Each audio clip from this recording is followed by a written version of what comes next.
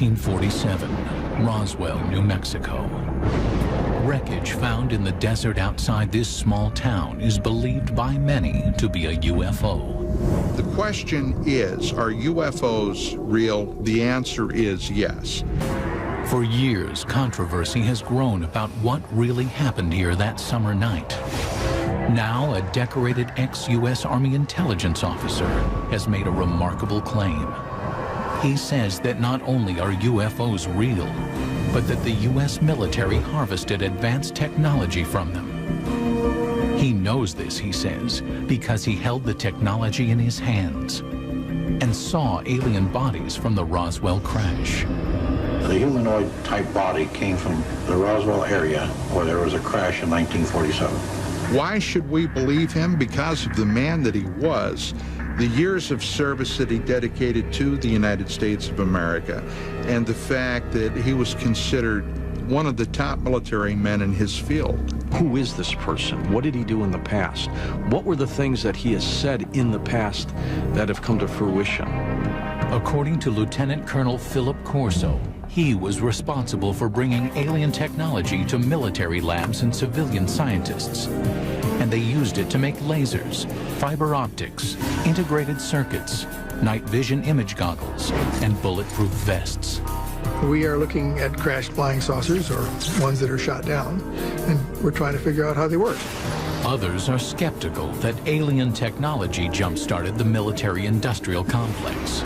That's a peculiar kind of lack of self-confidence in human ingenuity. I found that Philip Corso wasn't telling the whole truth about a number of things.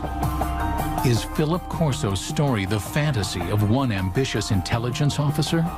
Or does he confirm that a UFO did crash at Roswell in 1947, and that it launched a secret military program to push alien technology into mainstream development?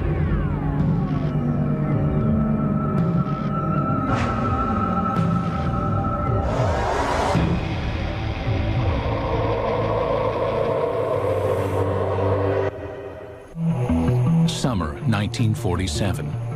Major Philip J. Corso is on patrol at the Army base at Fort Riley, Kansas, when he encounters something that will challenge everything he knows about heaven and earth. Corso was a career military man, a respected intelligence officer, and an artillery commander with his finger on the nuclear button. But inside a crate in a deserted building, Corso swore was a being from another planet. Corso would publish an account of this and other revelations in a book called The Day After Roswell, a New York Times bestseller when it came out in 1997.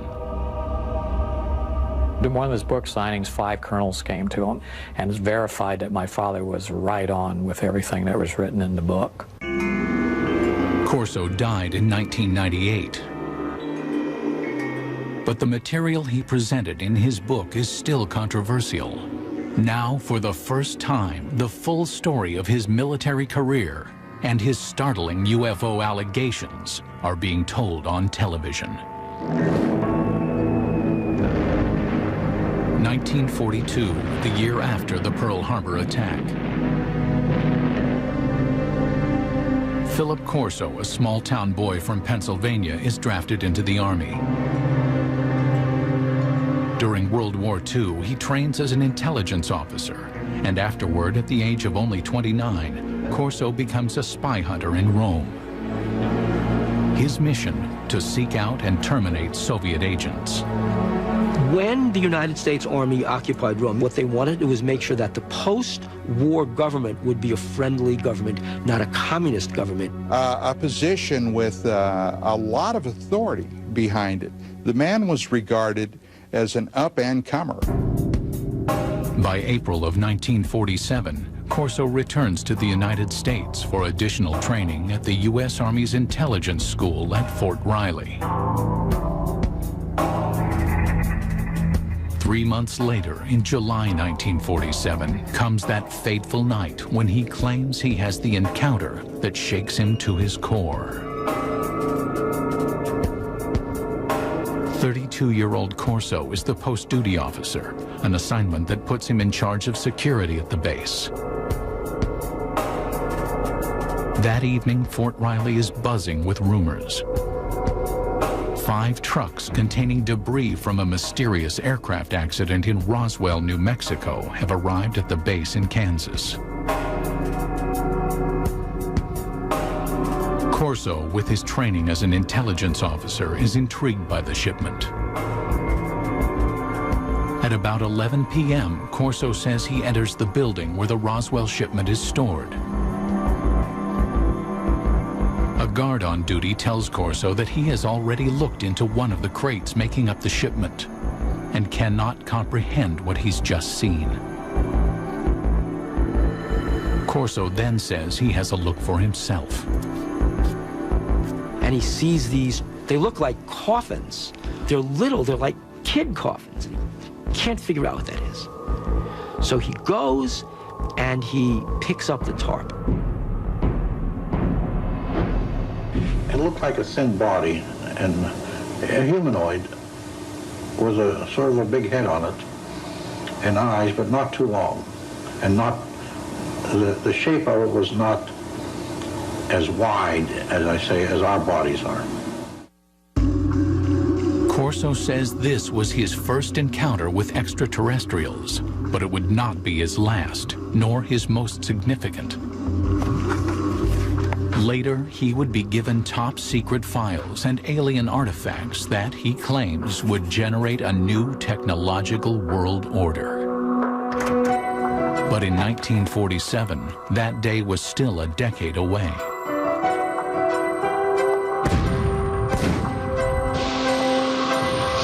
The outbreak of the Korean War in 1950 puts a hold on Philip Corso's ruminations on extraterrestrial beings. Corso joins General Douglas MacArthur's staff as an artillery targeting specialist for UN forces. After the 1953 armistice, he remains in Asia, serving as an intelligence officer, repatriating American and Allied prisoners of war. I came to know Phil Corso because he had been a special projects officer in the Far East Command for prisoners of war under MacArthur, and then later held the same role and capacity for the National Security Council as a staffer in the Eisenhower White House. According to his military records, in July of 1953, Corso is promoted to the rank of lieutenant colonel. He says he is a trusted advisor to President Dwight D. Eisenhower, informing him of what Corso asserts is rampant KGB infiltration within the CIA. And Corso was screaming about this in the National Security Council to Eisenhower. Corso states that Eisenhower rewards him with his own combat command. In 1957, military records confirm Corso is placed in charge of an artillery battalion at Red Canyon Missile Range.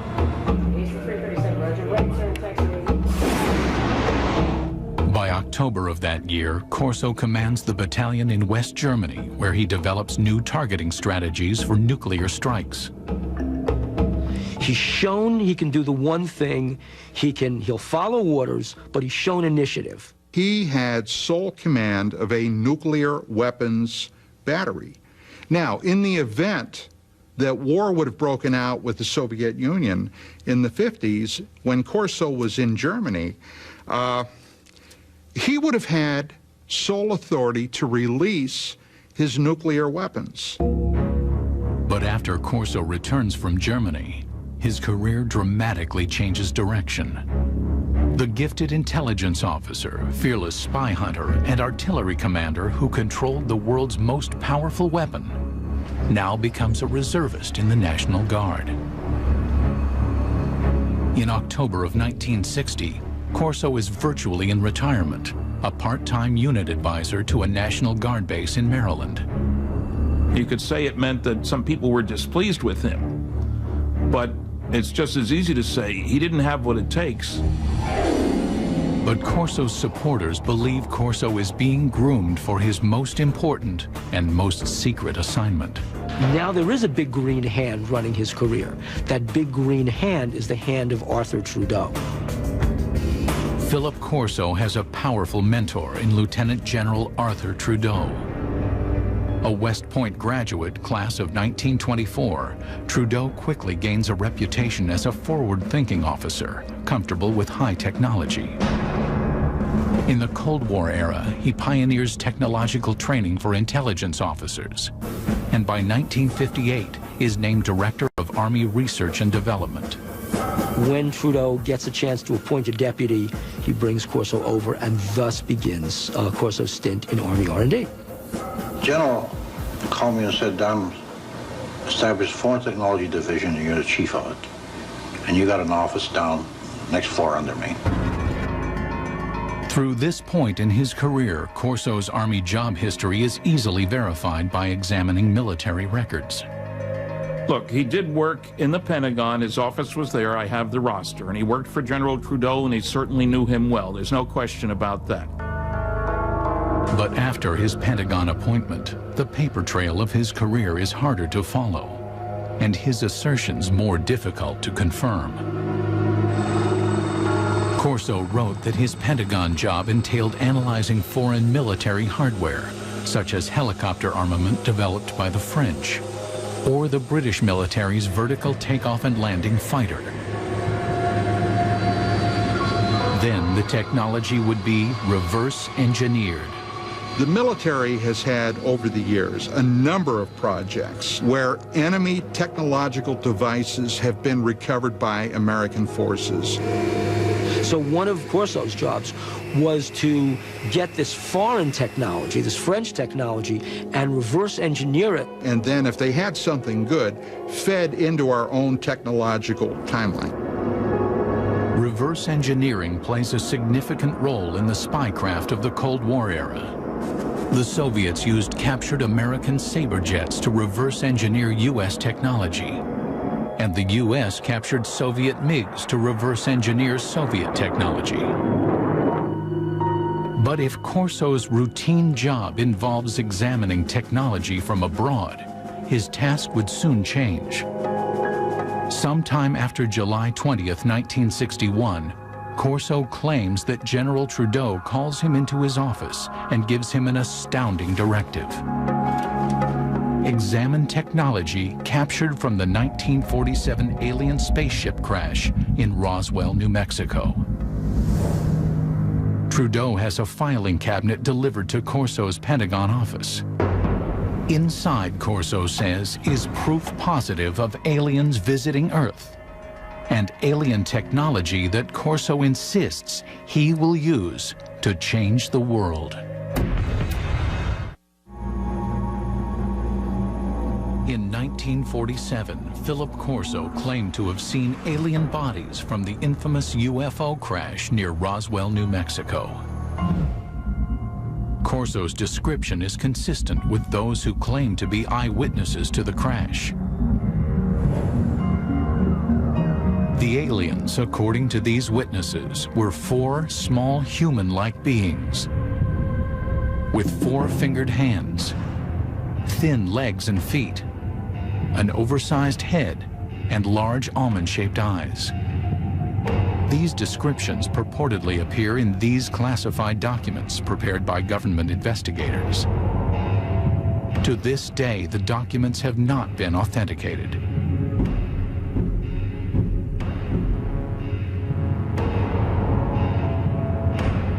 Corso insists that he told no one about what he saw at Fort Riley. But in the summer of 1961, the 46-year-old lieutenant colonel is assigned to a Pentagon project that will force him to recall his eerie experiences.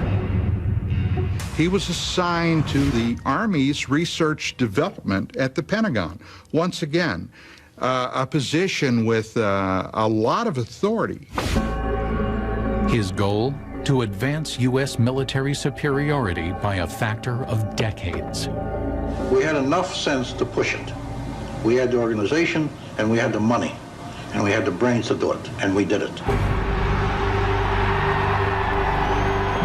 Cold War era, Corso says, there was great government concern that the Russians would gain access to the alien materials. Or worse, the aliens would use their superior technology to invade Earth. According to Corso, an ordinary filing cabinet contains the extraordinary artifacts of the Roswell crash.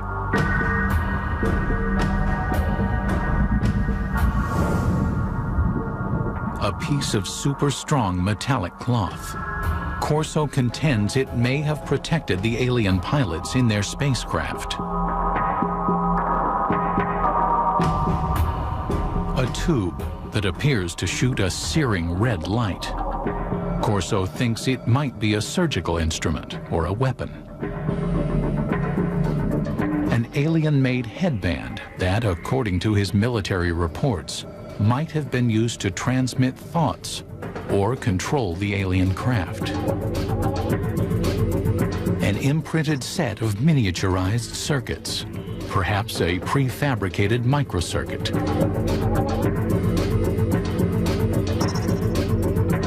A flexible wire that might have transmitted light through its interior. And a lens that could allow anyone to see in the dark, supposedly taken from the eye of an alien being.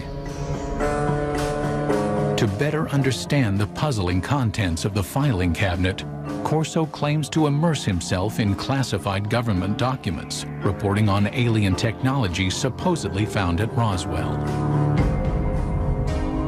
According to the reports that Corso claims to have read, some of the world's foremost scientists, men like Wernher von Braun and J. Robert Oppenheimer, have access to the Roswell crash site. Corso says that Lieutenant General Trudeau greenlights him to assemble his own A-list team. You will put on that team anybody that you want. Engineers, scientists, even I told the Germans. Told them, I'll take a couple of Germans too, in addition to the U.S. scientists. Corso claims that based upon his close readings of the Roswell reports, he developed his own theories about how the alien craft may have functioned. What Corso said was that the spacecraft had a way to jump. It didn't fly from wherever it came from to here, it jumped. And he said that's all they knew, that there was a wave around the spacecraft that allowed it somehow not to be a spacecraft, but a time machine. And the reason is that to travel the kinds of vast distances it had to travel, it had to leave what we understand in physics as a space-time continuum, drop out of that, and suddenly reappear in a new spot. In Corso's personal notes are sketches detailing his concepts. Corso speculates that the alien craft is navigated by a mind control interface fitting the alien cranium. It seemed as though by revolving the headband around the alien brain drawings, you would match up the pickups on the headband with various parts of the alien brain. His background research complete, Corso maintains he is ready to move on to the next phase, distribution. He will hand off the alien technology he says comes from Roswell to appropriate defense contractors for development. Try to imagine what would happen if a spaceship crashed on Earth and there was a fabulous piece of technology and somebody like Corso pulled it out and gave it to research labs and said, here guys, figure out how this works. The result, Corso maintains, will lead to a complete reconfiguring of the world's most advanced technologies.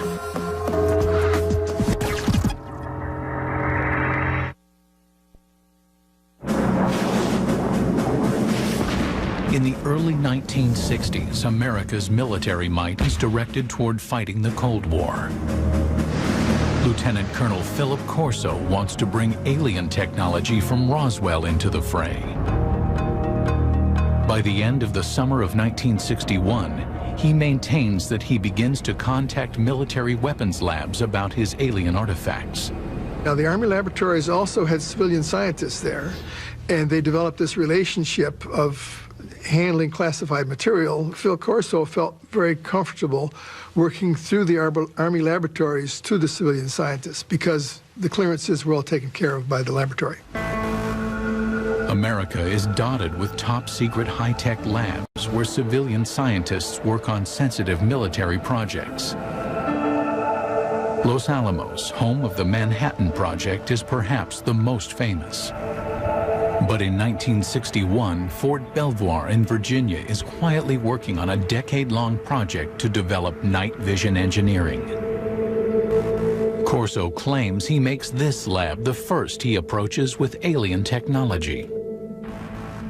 In order to get these things reverse engineered properly, you couldn't just take this to a Radio Shack. I mean, it had to go to a place where somebody would understand the technology. According to Corso, Roswell eyewitnesses report that the alien craft has image-intensifying technology. If one went inside the ship and looked out, the world outside would look as bright as day, even at night. There is also, according to Corso, a lens taken out of an alien's eye that has light-enhancing properties. No one knows how the two are related, says Corso, but he knows their potential value. Corso maintains that by the late summer of 1961, he helps researchers at Fort Belvoir by showing them the alien light-enhancing, possibly other light-enhancing technology from the Roswell craft. This was a kind of technology that, although we think we have a very clear line of development going back to the Second World War, we take a look at how this technology has literally geometrically exploded over the years.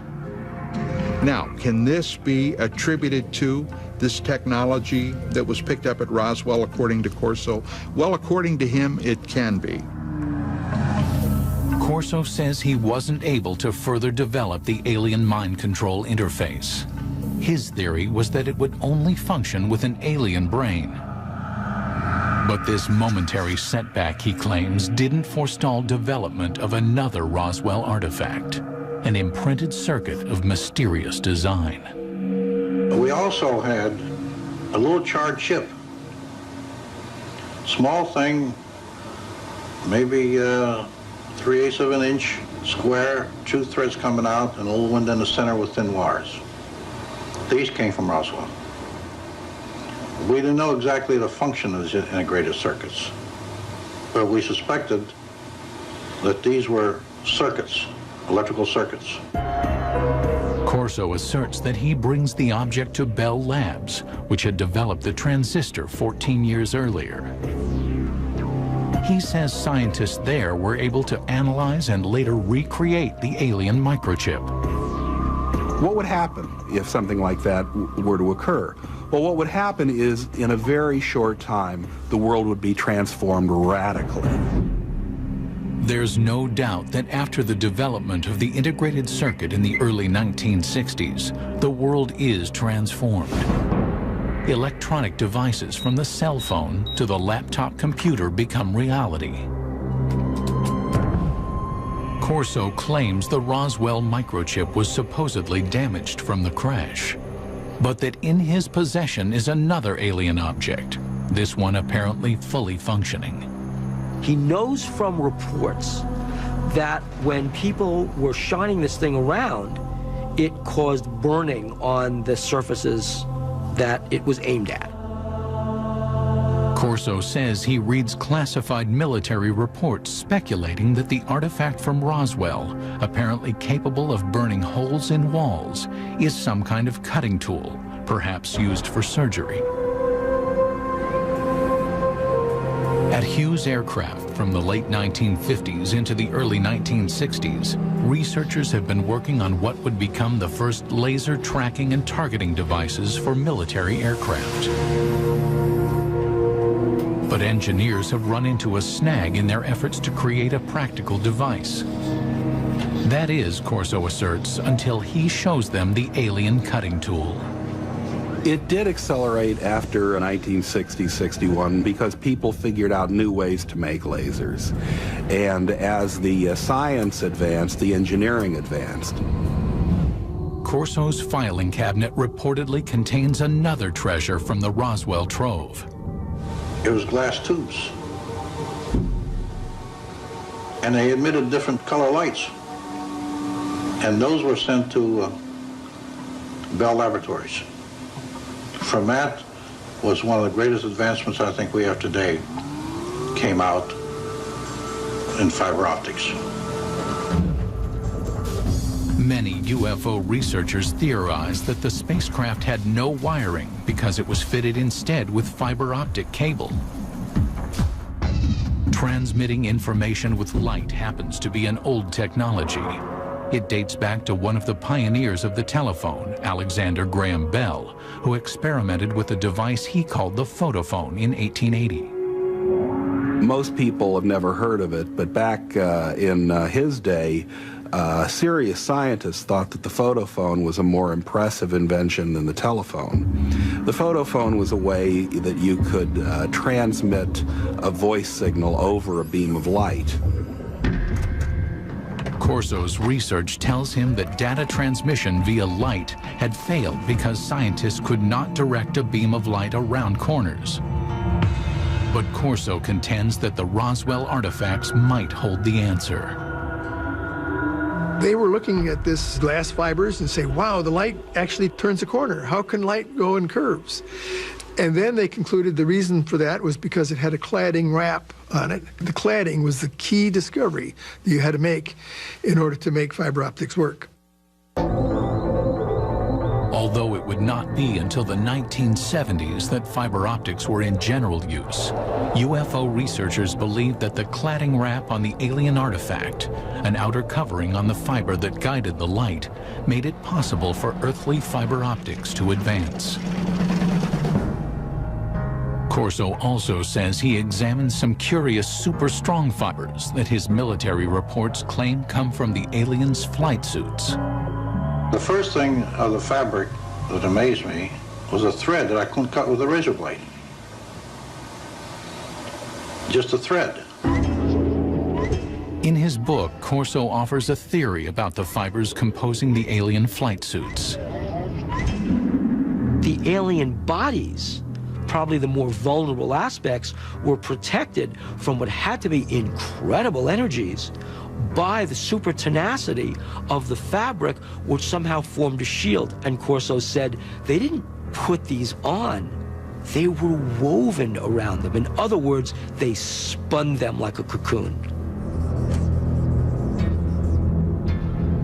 According to Corso, he wonders if these super strong fibers could be developed into super strong bulletproof shields for law enforcement and military use.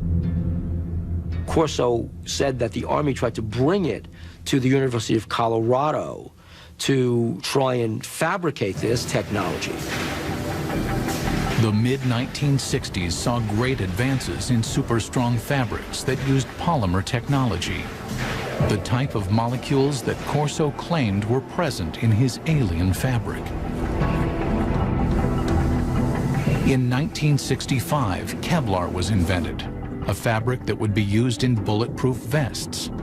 More proof, according to Corso, of the impact of alien technology. There's no denying that the period Corso works in the Pentagon coincides with a period of rapid technological growth in the United States. Corso's supporters say alien technology played a role, but others see things very differently.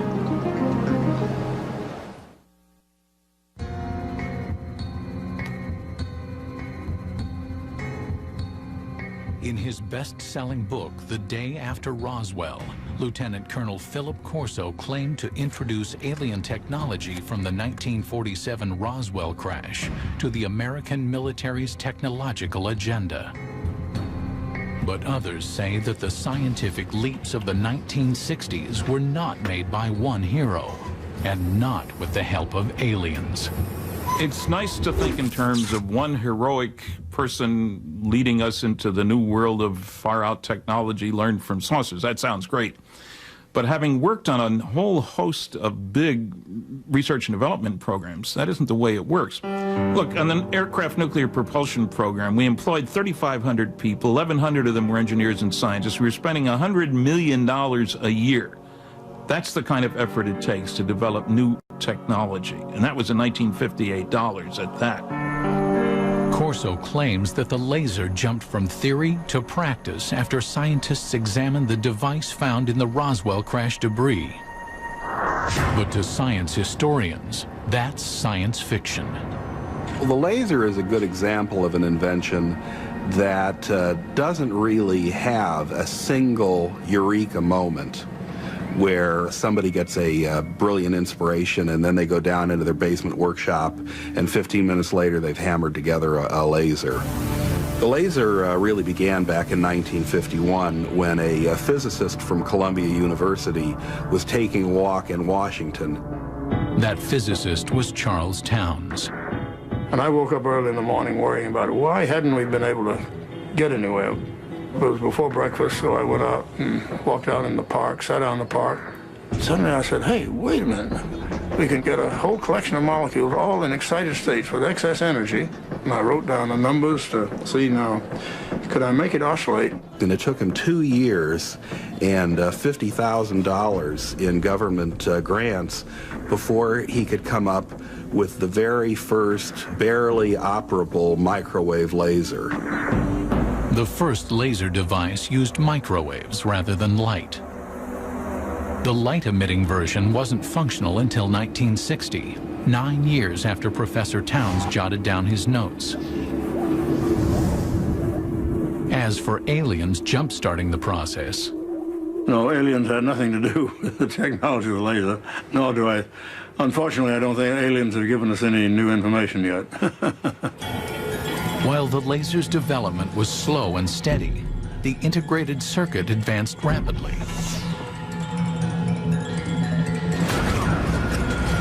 But the greatest progress was made by scientists well after Corso retired. The real breakthrough happened in 1971 when a guy named Ted Hoff conceived of the idea of putting an entire microprocessor on one piece of silicon, a computer on a chip. Basically, what happens in an integrated circuit is that you are controlling the flow of electrons, or actually, in some cases, the absence of electrons. Ted Hoff, known as the architect of the microprocessor, started working on integrated circuits in 1968. Hoff disputes Corso's claim that an alien chip captured from the Roswell crash made an earthly version conceivable. If you have a crash scenario, there's presumably damage done, and that damage may make the device even harder to analyze. And even if you had the device, you'd really want a context. If you had seen this device in those days and had no context to put it in other words, what's it used for, you'd even have less chance of understanding it. Hoff also says that to reverse engineer an integrated circuit, as Corso claimed happened in 1961, you would need a scanning electron microscope, which was not invented until 1966. Even looking at devices today, the resolution of the devices are such that ordinary optical microscopes really don't reveal them. So you'd need something more sophisticated. I don't think at that time anybody would have been able to figure out what it was. Philip Corso also claimed that his alien fiber optics cable inspired scientists.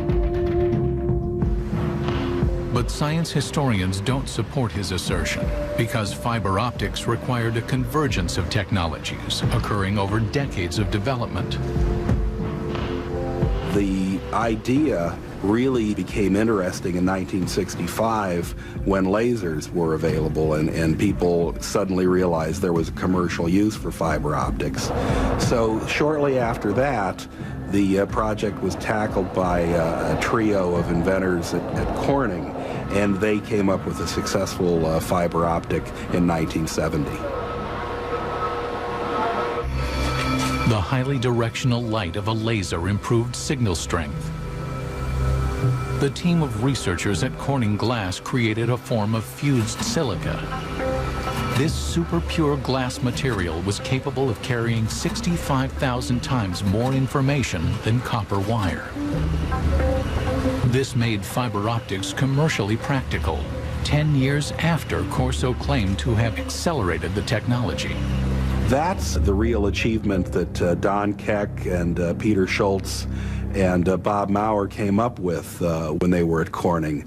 It was coming up with this completely unexpected way to make glass.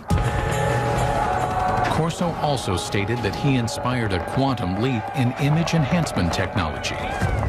But science historians say the technology of turning night into day was also decades in the making. Progress increased so incrementally. It goes all the way back to the 1940s when image intensifying radar scopes were issued to Allied troops in the Pacific Theater. The first night vision gear employed thermal imaging. Developed by the Germans during World War II, it brought heat energy into the visible spectrum using an infrared light and a receiver. Then, by the early 1960s, William Spicer, a Defense Department researcher, had created image intensification technology. Fort Belvoir scientists built upon his work. Image intensification requires no additional light. Functioning like a radio receiver for light waves, it amplifies existing light. Today's image intensifiers are small enough to be worn as goggles and are capable of amplifying light by a factor of 35,000.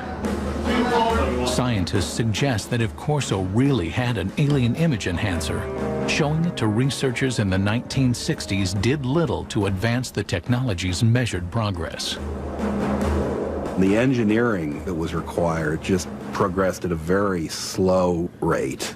Making night vision work was largely the result of really brilliant engineering.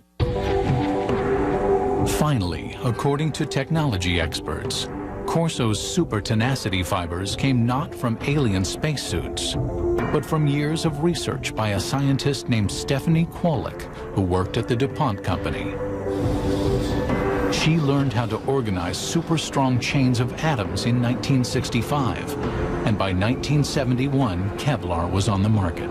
The theory that something like Kevlar came off a flying saucer strikes me as being insulting to someone like Stephanie Kwolek, who poured enormous amounts of effort, years of her life, tremendous dedication and brain power went into cracking the secrets of nature. Furthermore, some skeptics insist Lieutenant Colonel Corso simply didn't have the technical background to run a reverse engineering program. I read something he'd written years ago and found that it was not high-tech. I worked for General Electric, Westinghouse, General Motors, TRW Systems, McDonnell Douglas, with lots of technical people. I'm a physicist myself. And I saw nothing in what Corso had written that gave any indication of his having the knowledge, the skills, the talent, the background to handle stuff like this and get it into industry. Corso had an answer to this objection, claiming that his team of A-list scientists helped him interpret the Roswell cache. I didn't have the training or the background for something, that got highly technical. But fortunately, the German scientists were there. I knew von Braun, and I knew Hermann Obert. Obert was a man who said we've been helped. But we had to keep it quiet to protect our budget, protect our organization. For doubters, there is also the issue of Corso's rank. A lieutenant colonel, some argue, wouldn't be running things as Corso claimed he was. I think an indication of his value to the military would have been given by the fact that he was not a full colonel, despite all his years in service. But others stand by Corso's assertions, particularly those who say they're familiar with the way the U.S. military functions.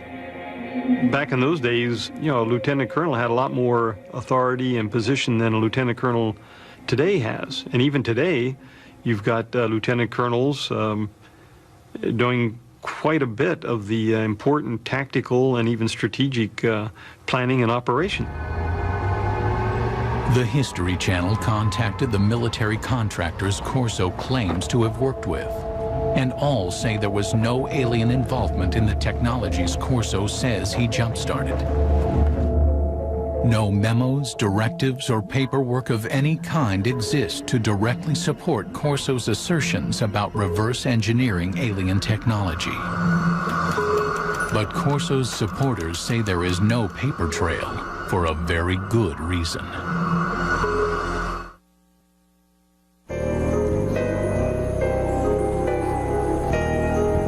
Among those who believe there was an alien crash near Roswell, there is consensus on one concept. The U.S. government systematically suppressed the truth. The government of the United States and other governments around the world have gone out of their way to keep that wrapped up inside a riddle that's smothered by an enigma. Philip Corso says he also had to keep his reverse engineering program under wraps. We couldn't discuss it. We made a decision. It cannot be discussed outside of us. We're doing good. We have the authority, we have the money for our R&D projects. Well, that's fine. Let's keep it that way. Let's not get mixed up in the murky area of whether they exist or not. As for Corso's contributions to the advancement of science, skeptics say that the technology he claimed to have pushed forward was ready to emerge anyway.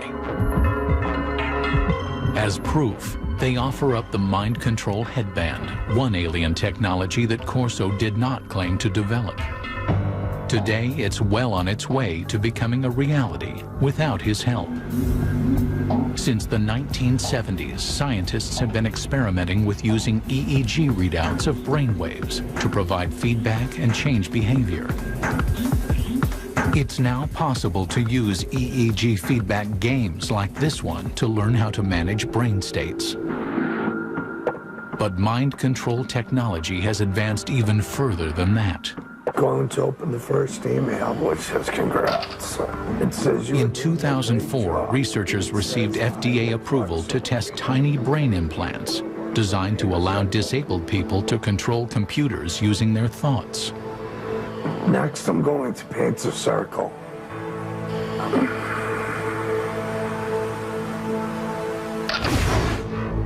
UFO researchers say the government's supposed cover-up may forever obscure the facts of Roswell, and therefore also obscure the truth about whether alien technology played a supporting role in the development of fiber optics, super strong fabrics, lasers, integrated circuits, or battle-ready image enhancement. Some people think that, for example, aliens intervened in 3500 BC in Egypt to help the Egyptians build pyramids. You know, well, doggone it, the Egyptians of 3500 BC were fully capable of putting big blocks on top of other big blocks, right? If the Egyptians had suddenly developed cell phones or something like that, then I would say, okay, there's intervention there. But that's not what they did. But while Lieutenant Colonel Philip Corso might be questioned, his ideas deemed controversial, and his predictions dismissed as the stuff of science fiction, his impact on UFO legend and lore can never be minimized. The military, the Pentagon, the government of the United States does not give that type of authority to a loose cannon. This man was highly regarded, highly respected. At my age, what do I have to lose? I have to let my grandchildren and my children know this, because how long will I be around yet? And when I go, it goes with me. There must have been many days that Philip Corso said to himself, why me? Why do I have this information? And again, I think that's one of the things that probably plagued him for so many years. It's pretty difficult to keep a secret like that within yourself. Even today, Only 10% of the story is told, my father says. The rest is classified. The USS Tecumseh, invincible, indestructible. She is one of the newest, one of the most powerful ironclads that there is. So why did she sink like a stone off the Alabama coast? Divers investigate what happened after the captain said, "Damn the torpedoes," and sailed full steam ahead into battle on Deep Sea Detectives. Tonight at 8 on the History Channel.